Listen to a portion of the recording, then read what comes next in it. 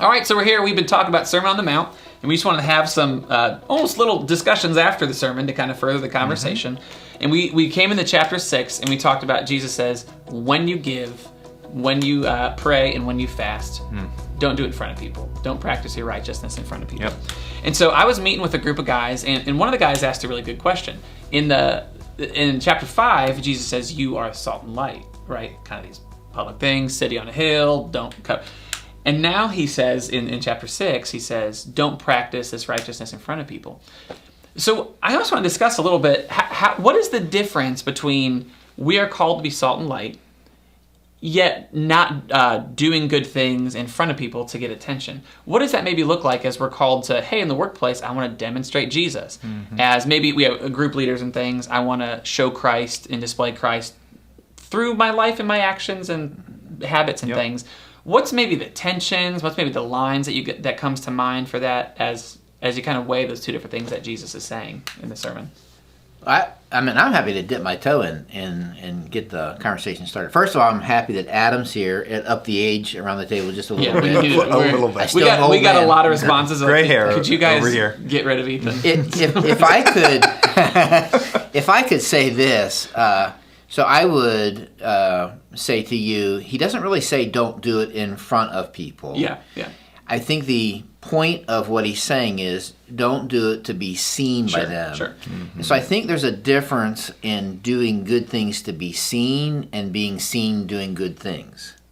Those are two different things. That's what happens when you're ministry for this. Say that again. Say that again I just for the young people. I think there's a difference in doing good things to be seen, so that you're impressed, I want your approval, and being seen doing good things. Hopefully your kids catch you loving your wife and being kind to your neighbor, and it's like, oh wow, I'm glad that they see me following Jesus that way. That's different than me doing something so that you see me, so that you're impressed with me. Yeah. Okay, so that's almost friendly. That's a good distinction because we're all called to do, like we said, called to pray in front of people and whatever, but it's not for the attention. So how would you maybe encourage the church internally, to, am I being salt and light or am I trying to get attention? Like, how do we know when that's our motivation? Because it feels like that sin nature is always kind of creeping in, like, oh, it felt pretty good for someone to like that, How would you guys kind of encourage the church that way? I think maybe even in a scenario, it's within the moment, but after the moment. So maybe I am serving someone. So do I need to share about serving that person afterwards? Yeah. So, because asking our internal motivations at certain times can be complex. Yeah. Right? Exactly. But I think wanting the reward from human approval, applause afterwards then gives the motivation of maybe I didn't do it for the purity of trying to just offer it as out of care and concern for that person. Or I did in the moment, but now I'm trying to cash in on a little. That's a real practical, talking about it later. Yeah, I think that's what he's saying is really, really just a practical gauge.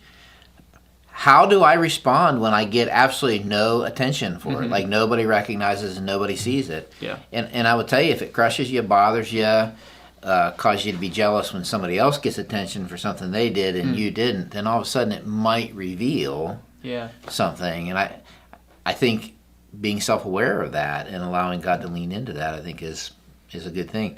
Like the ultimate thing, don't you think the ultimate thing, like I'm asking this kind of, but is like who gets the glory? Yeah.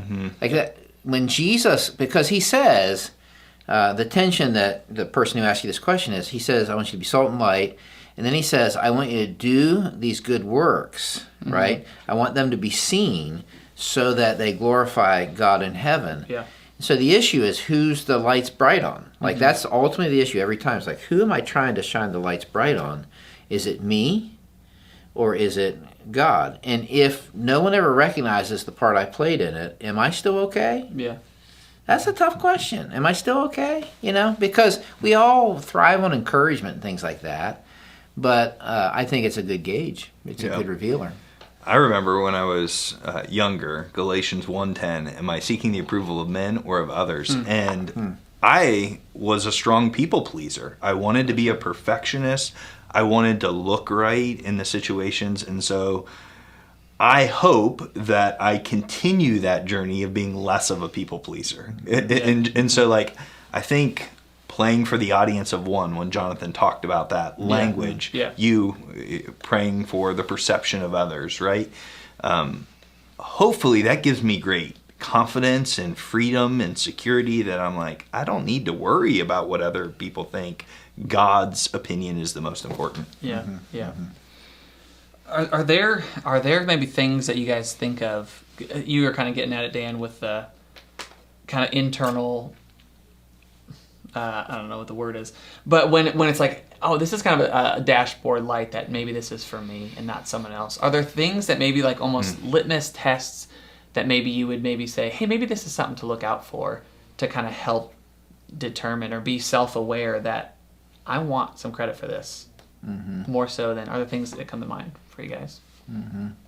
Yeah, I mean, I think that's a great question.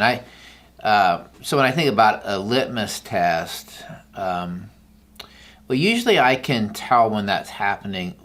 Well, first of all, I can tell that's happening when criticism crushes me. So that's the first thing I would say. Yeah.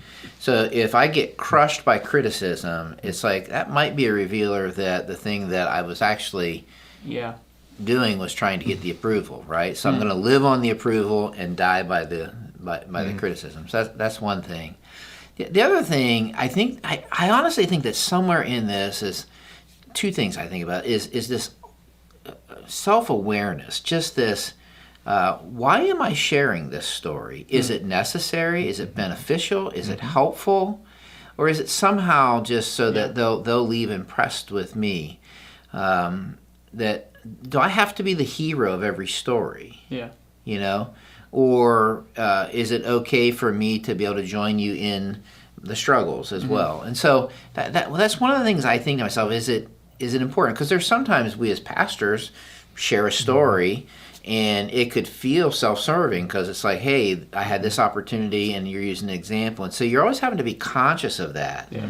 If it's helpful, if it's going to help you follow Jesus, but if the reason I'm sharing the story is that you're impressed with how I follow Jesus, that's a different deal. Yeah. You see what I'm saying? Yeah. Yeah. It's a great determination in thinking through criticism. I think if I am somewhat soliciting or desiring praise, then that may be the other side of the coin, that like I just need to be aware internally what's going on. Yeah.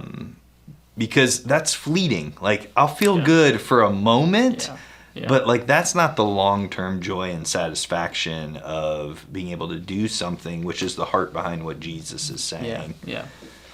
Which ultimately, don't you think I think about what you talked about last week, that one of the things, not one of the questions, that the book that has helped me the most regarding prayer is one that was about this, I think it was Brother Lawrence, and it talks about practicing the presence of God. When I get there, you talk about the audience of one, I realize that ultimately what matters, like whether anybody realizes it or not, like he is present. Yeah. Sometimes I think I can live like he's not present. Yeah. Yep. And there's a void then that I need you to fill with your approval. Yeah. Yeah. Right? But when he's present, he tells me who I am. What he says is what matters most. And so that practicing, it all kind of goes together. Yeah. You know? Yeah. Which those practices that Jesus teaches us, you know, when you give, because when you give, you're giving. When you help the least of these, you're helping me. When you pray, that's our communion with God. When you fast, I'm dying to my flesh and hoping to, have a stronger connection with Jesus in light of saying no to my flesh. Like those practices are ways that we draw near to Jesus very practically in and of themselves. And almost using that motivation to be self-serving is almost turning it on its head in the first place. Yeah. Yeah. Yeah. I think it's an important conversation, and I think it's this whole idea of secrecy. I think is so important for us in our cultural moment. Before we close, are there anything... I was meeting with some guys, and I've had this with both you guys before in different ways, where I've asked you, like, hey, how do you do this? And it ends up being helpful for me. You know what I mean? But it's not like you're like, I'm going to preach a sermon and give you my specifics on how I do this. Like that's not the motivation. Sure. Are there examples for you guys in your life that you're like, this was someone's private practice that they weren't displaying? It wasn't that I'm not allowed to talk about that, but maybe asked to where they shared with you that was an encouragement? Because I think about people that have been following Jesus for a long time that may have certain practices or certain rhythms of their life, certain things they've been committed to that could be a big encouragement. Are there to other people? Are there things for you guys that you're like, this person's faith, this rhythm, their secret relationship with Jesus was formative for me? Mm-hmm. I didn't prep you guys on this question, so yeah. Is there anything that comes to mind for you guys?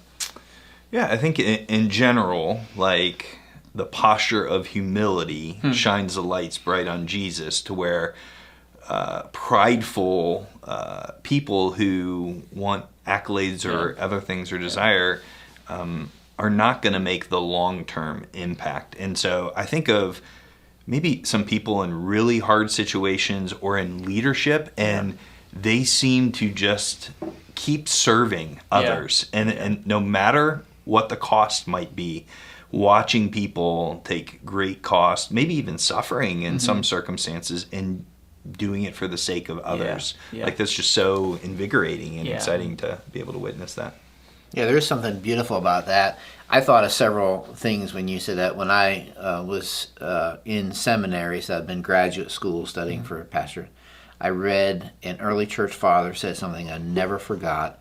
He said, every young man and woman ought to serve many years in obscurity before there's any notoriety. Yeah. And I've never forgotten that, and I think he was so right, because recognition, notoriety, publicity, those things, whether you seek it or it sought you, can be a really dangerous place and a dangerous thing to navigate, and I don't need to go through headlines. It just can be. Yeah. And so that's the first thing. The second thing is, I've had people in my life, no one's above trying to seek that. And so there's this needing a checks and balances in your life that can help you stay there. In 30 years of being a pastor, I get goosebumps now just thinking through some of the stories of people that for years, hey, we've been helping this person, we've been giving this to this person, and I had no idea. A decade went by, and I'm like, how long? We've been doing that since 1976. You're like, versus you'll have people like, hey, I've been serving and nobody recognizes it. That's a different tenor, right? Yeah. Sure. And so there's something about the people that God's given me the chance to rub shoulders with who are just serving, just faithfully serving. No one ever knows about it. They're praying. I have people like, I've been praying for you for the last 10 years. Like, wow, who knew? You know? Yeah. That's just a beautiful picture of what this looks like.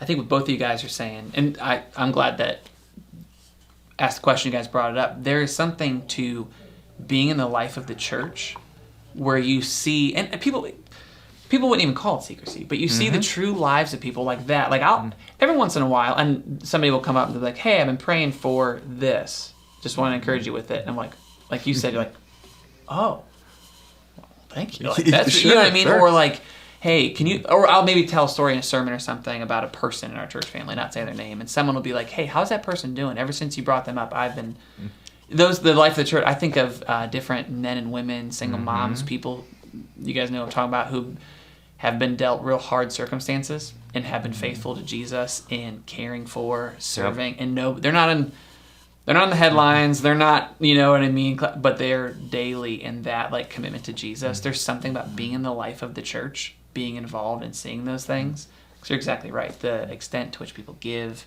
pray for others is like, wow, that is... It's inspiring. Yeah, and it's inspiring, but it's also like, that's the picture of the church. You know what I mean? That's kind of this picture Jesus gives us. It's powerful stuff. Good stuff to think through.